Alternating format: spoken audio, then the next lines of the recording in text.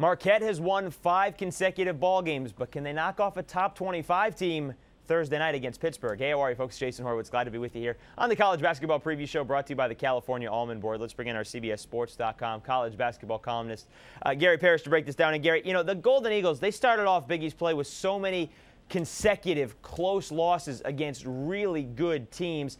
Now they've reeled off 5 straight wins, but 4 of those are against, you know, the bottom 5 of the Big East. So how important is this one game against Pittsburgh?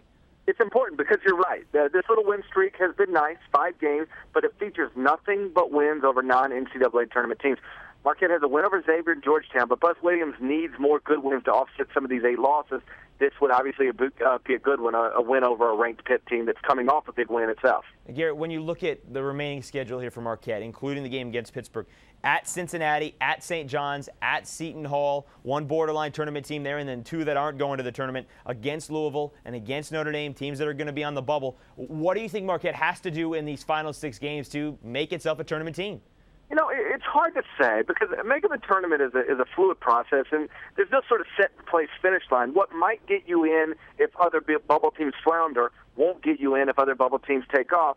Or if a surprise team wins the Horizon or Conference USA or Mountain West. It's always, to me, a little oversimplified when people start, talking about, if Team A, if a team does A, B, and C, then it's in, because there's no way to be certain. But I will say this: Marquette's in good shape, and for 2 reasons. One, they'd be in today if the tournament started today, and 2, they are statistical favorites, according to KenPom.com, to win every one of their remaining regular season games. Will they win them all? Almost certainly not. But the point is that they're set up to succeed, and I suspect they will. Yeah, well, what really helps Marquette is that of those 3 remaining difficult games, that Cincy's difficult, but the 3 remaining really difficult teams, those games are all at home. Let's talk about Pittsburgh. They survived that 3 overtime thriller against West Virginia, but Mountaineers kind of let them back in. They had a 7-point lead with 50 seconds to go, and we've seen that before from Pittsburgh this year, just to go back to the Louisville game at home when they needed Louisville to let them back into that game that they won in overtime. So is that something that you take out of as being a positive or a scary trend?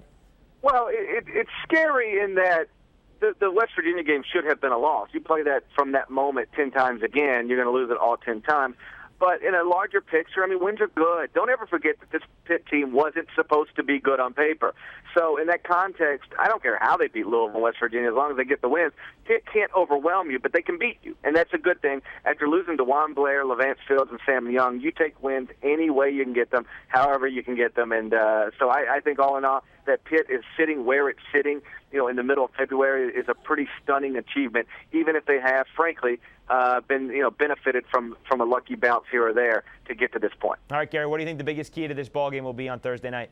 Well, can Lazar Hayward keep it going? He's really been fabulous, and you could make a case for him as Big East Player of the Year. He's averaging 18 and 8 and carrying the Golden Eagles. He's averaging 19 and 11 in this 5-game winning streak. If he keeps operating at that level, Marquette's going to be in good shape to knock this Pitt team off and get another win and extend this winning streak to 6. Yeah, if Jimmy Butler can keep going the way he has been, too, that's a great compliment to Hayward. Gary, thank you very much, sir. We'll see what all plays out Thursday night.